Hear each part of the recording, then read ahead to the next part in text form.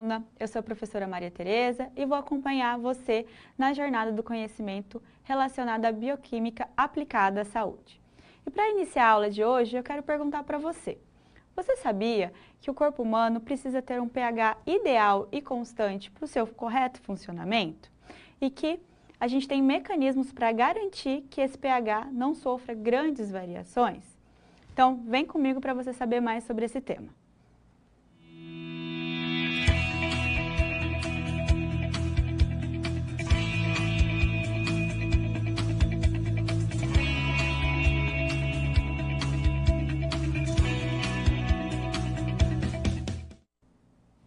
O corpo humano precisa manter a sua homeostasia. E o que seria a homeostasia? Seria um equilíbrio para que todas as suas funcionalidades aconteçam de forma ideal, sem o desenvolvimento de uma doença ou de um estado patológico. Para isso, o corpo vai ter alguns mecanismos para manter essa homeostasia. Dentre eles, nós temos a regulação e a manutenção do pH de certas estruturas do corpo.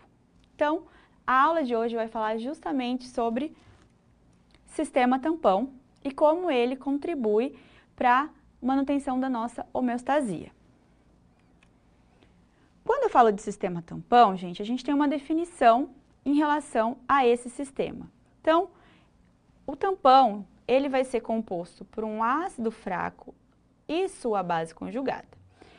E tanto o ácido fraco quanto a sua base conjugada vão atuar na neutralização de qualquer ácido ou base que seja adicionado à solução. E aí, qual que vai ser o mecanismo, né, que eles vão tentar neutralizar, que o tampão vai neutralizar esse ácido, essa base que é adicionado ali? Ele vai absorver ou liberar íons de hidrogênio, conforme se torna necessário para evitar o quê? Mudanças drásticas do pH.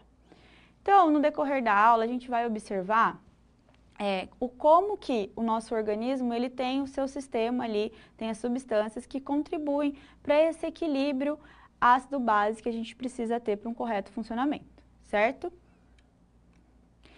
Para a gente entender melhor a respeito do ácido e base, a gente precisa entender o seu conceito também e como ele foi definido no percorrer, né, da história. Então, nós temos diversas teorias. Aqui eu vou apontar 3 teorias que são as mais importantes. A teoria de Arrhenius, que é definido, né? Arrhenius definiu que o ácido é uma substância que, em solução aquosa, vai liberar íons de hidrogênio.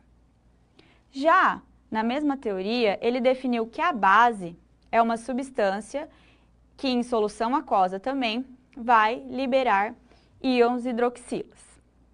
Já outro estudioso, que foi o Lewis, ele definiu que o ácido ele é um aceitador de pares de elétrons. Então, por exemplo, o hidrogênio ele pode aceitar um par de elétrons que não é dele. Já a base seria esse doador de par de elétrons.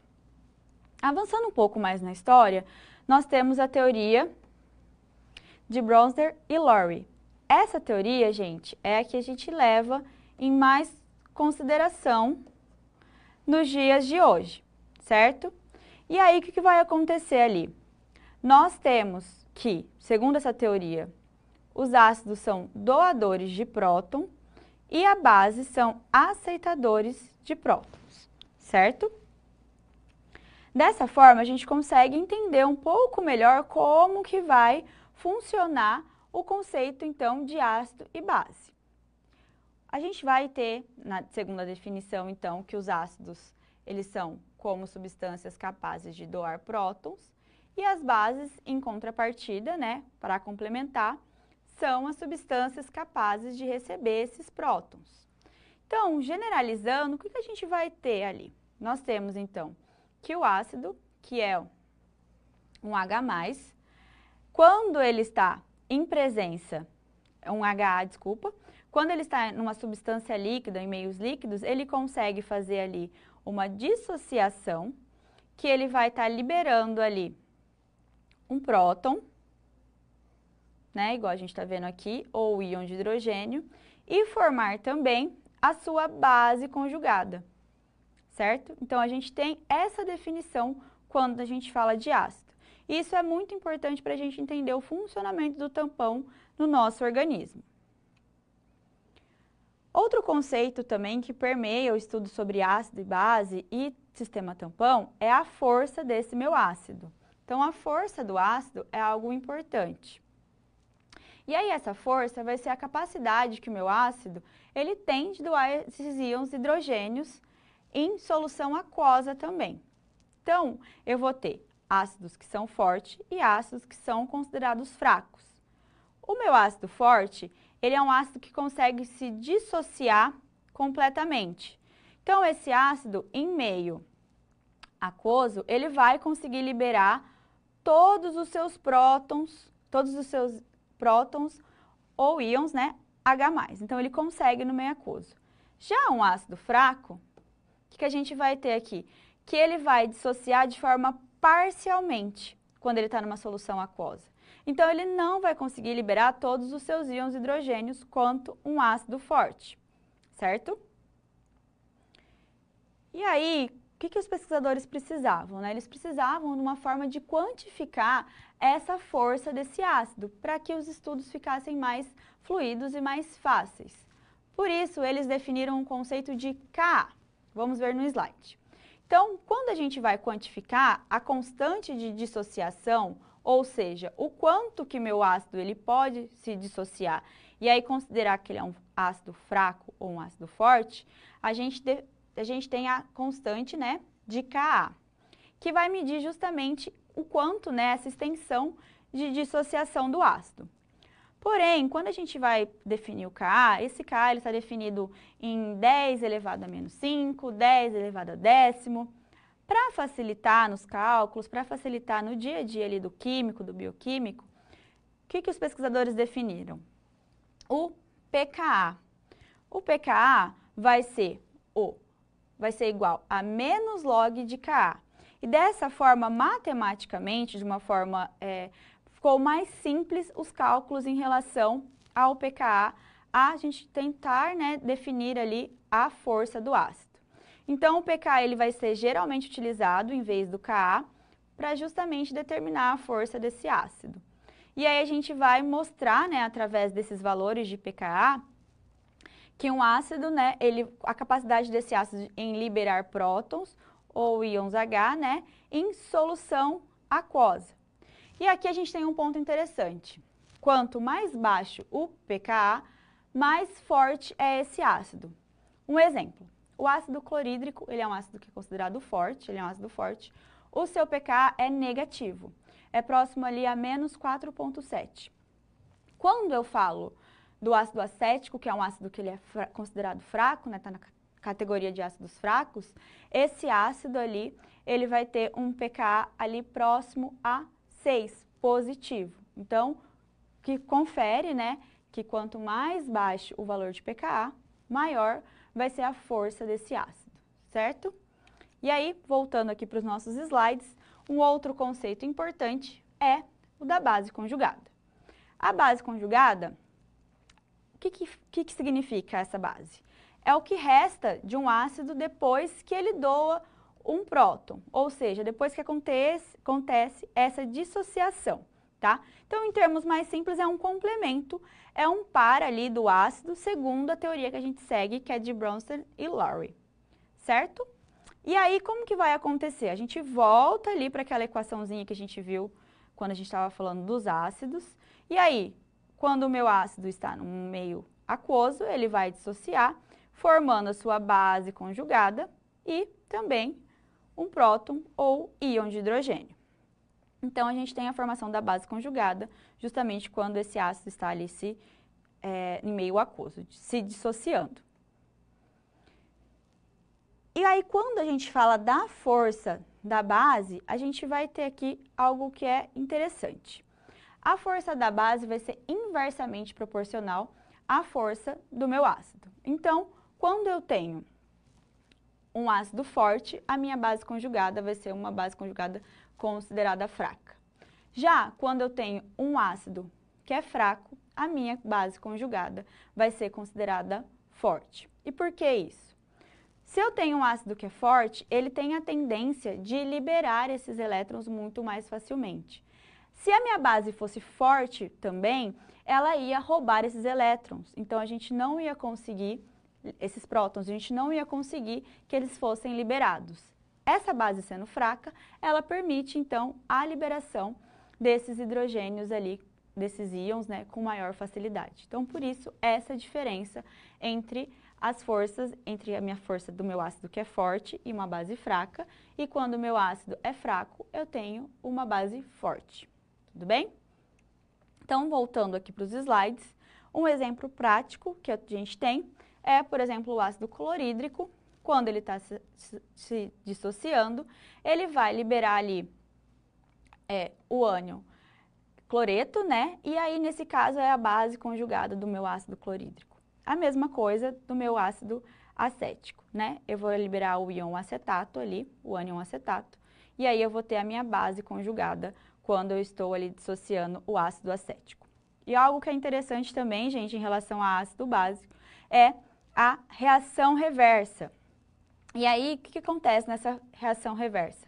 A minha base conjugada pode acertar um próton e se transformar novamente no ácido original. Então, a gente consegue reverter essas reações na maioria dos casos. E isso vai ser extremamente importante e relevante quando eu falo do meu equilíbrio químico nos meus sistemas, porque a gente consegue reverter alguns quadros ali para justamente manter esse equilíbrio que a gente precisa em relação ao pH. E falando de pH também, nós temos algo que é muito importante, que é a medição, a quantificação desse meu pH.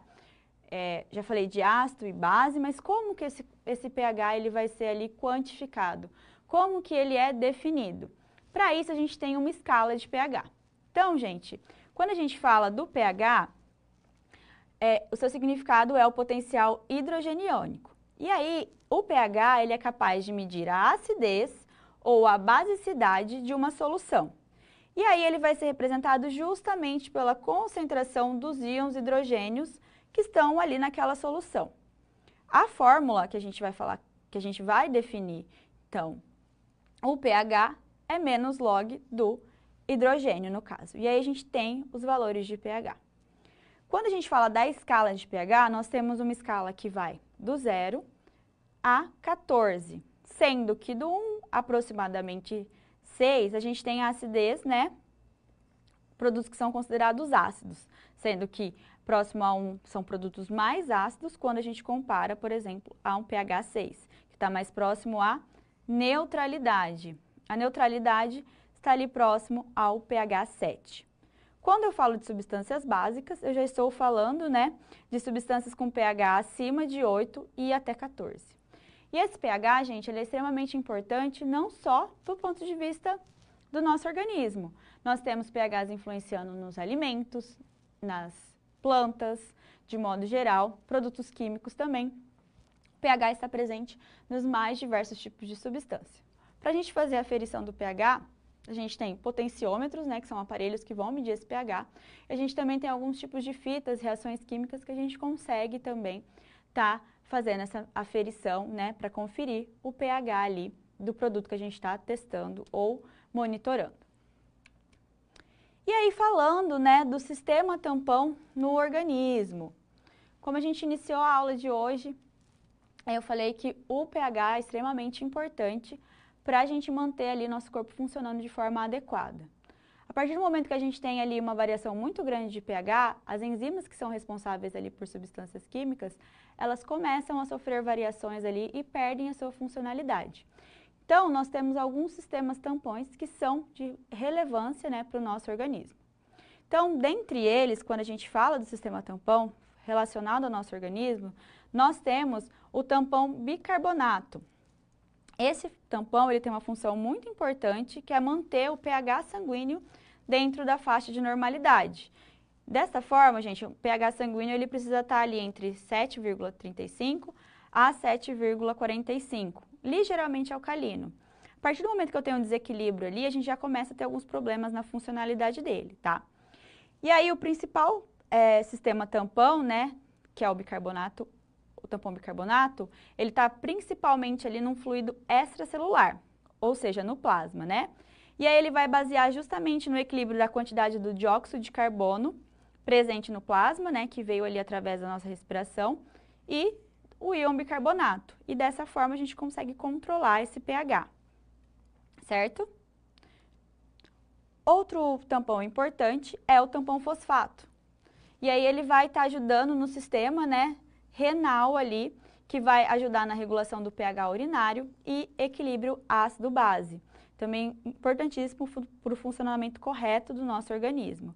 Então ele vai funcionar eliminando, né, o excesso de íon hidrogênio, que pode modificar significativamente o pH urinário ou sanguíneo.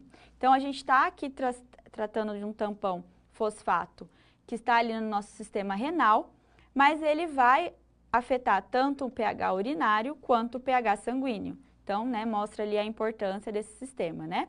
E aí esse sistema é importante para manter a homeostase e prevenir condições como acidose e alcalose, que são situações em que meu organismo está com o pH mais baixo do que o normal ou mais alto no caso da alcalose.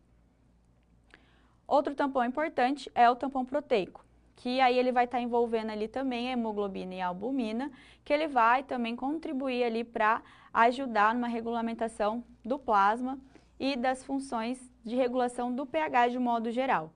Então, essas proteínas, né, elas vão funcionar ali como uma forma de absorver ou liberar os íons de hidrogênio, ajudando a manter também esse equilíbrio ácido-base dentro das células quanto no sangue, tá? E a hemoglobina, ela também vai estar contribuindo para essa função do pH ali de uma forma mais controlada. Dessa forma, gente, o sistema tampão, ele vai ser fundamental para a gente manter ali a homeostase do corpo. Então, a gente não pode ter grandes variações no sistema, né, no nosso sistema, porque a gente vai estar desequilibrando e, desta forma, né, com pequenas ali variações, a gente já começa a sair do nosso estado de homeostasia e levar a condições patológicas.